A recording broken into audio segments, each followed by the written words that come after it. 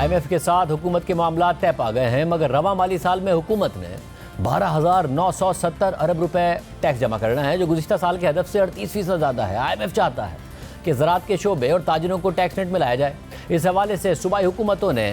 IMF کو یقین دہانی کرائی تھی کہ وہ زرعی ٹیکس کی وصولی میں بہتری لائیں گے، مگر اس حوالے سے اب تک تفصیلات سامنے نہیں آئی ہیں۔ ساتھ ہی FBR نے تاجروں کو ٹیکس نیٹ میں لانے کے لیے تاجر دوست اسکیم کا دائرہ 42 شہروں تک بڑھا دیا ہے۔ دی نیوز میں مہتاب حیدر کی خبر کے مطابق وفاقی وزیر خزانہ محمد اورنگزیب کی منظوری سے FBR نے تاجر دوست اسپیشل رولز 2024 کا دائرہ 6 شہروں سے بڑھا کر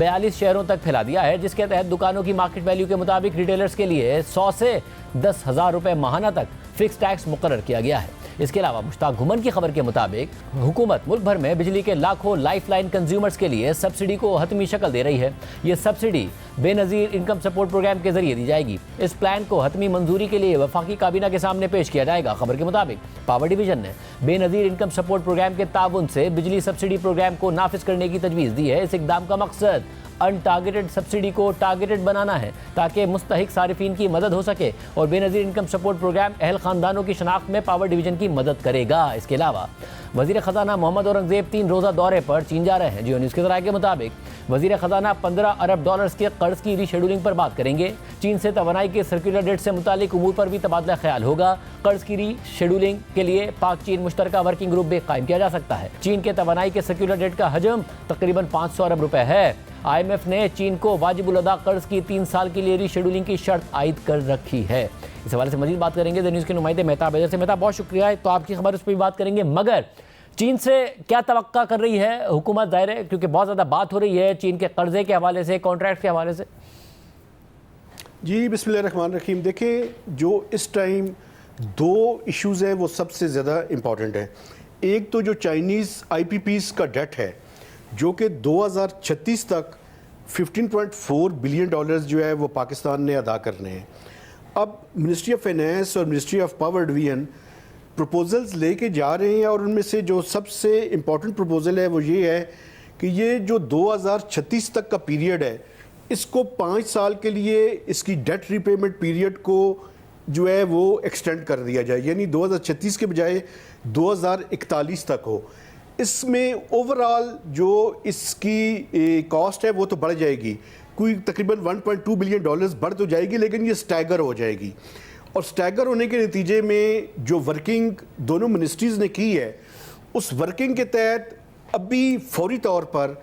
2 سے 3 روپے پر یونٹ جو کاسٹ ہے اس میں کمی آ سکتی ہے، لیکن اس میں بڑے سارے ifs اینڈ بٹس ہیں، چونکہ اس کی وجہ یہ ہے کہ سب سے پہلے تو G2G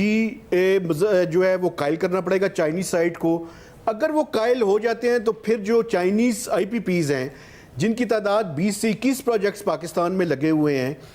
ان ہر IPP کے ساتھ اس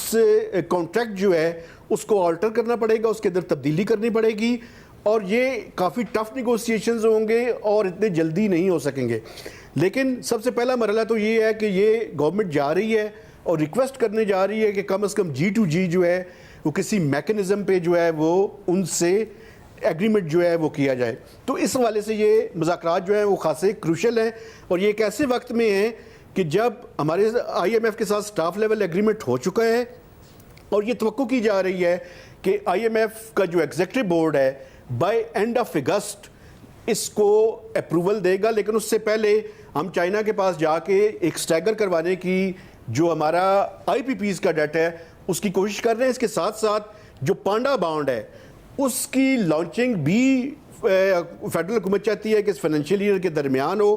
اور آف کورس ڈپازٹس تو آپ کو پتہ ہے کہ چائنیز کا ہے، اسی لیے کہ چائنیز کا اوورال جو اس ٹائم بائیلیٹرل ڈیٹ ہے وہ سب سے بڑے بائیلیٹرل کریڈیٹرز ہیں پاکستان کے،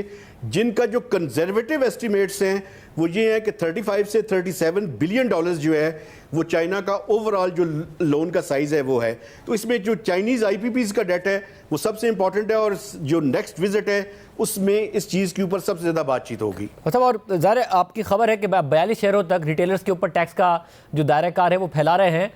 IMF کو دکھانے کے لیے کر رہے ہیں، یا حتمی طور پر اب یہ ایک ایسا پلان ہے جس پر عمل درآمد بھی ہوگا، ٹیکس ریٹ بھی بڑھے گا، ٹیکس بھی زیادہ اکٹھا ہوگا؟ دیکھیں IMF کو جو estimates federal board of revenue نے دیے ہیں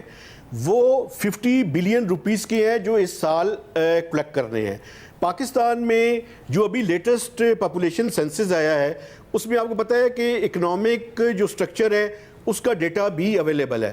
تو جو لیٹسٹ سینسز ہے اس کے مطابق کوئی 3.1 ملین ریٹیلرز کی تعداد ہے پورے ملک کے اندر. ابھی حکومت نے یہ فیصلہ کیا ہے کہ جو 6 شہروں میں پہلے ایک تاجر دوست اسکیم شروع کی گئی تھی اس کا دائرہ کار 42 سٹیز کے اندر بڑھایا گیا, اور جو بنیادی اس کے اندر بات کی گئی ہے کہ مختلف شہر کی مختلف مارکیٹس جو ہیں ان کی ویلیویشن جو ہے وہ FBI نے ڈٹرمن کی ہے. تو جو بالکل چھوٹی دکانیں ہیں ان سے تو 100 روپیہ پر منتھ جو ہے وہ وصول کیا جائے گا. اس کی پروپوزل جو ہے وہ 10,000 تک ہے, لیکن کچھ شہر کی کچھ مارکیٹس ایسی ہیں جن سے 20,000 اور کچھ مارکیٹ سے 30,000 جو ابھی فائنل نوٹیفیکیشن FBI نے, چونکہ رات کو کافی لیٹ جو ہے وہ SRO ہوا اور وہ اس کے صفحات جو ہے وہ 600 سے زیادہ صفحات پہ مشتمل تھا, تو ابھی جو اس کو اپلوڈ کیا ہے تو اس میں کچھ 30,000 بھی کچھ مارکیٹس کے اوپر جو ہے وہ فکس ٹیکس لگایا گیا ہے. اب یہ حکومت کی ریٹ کے اوپر اسٹیبلش کرتا ہے ڈٹرمن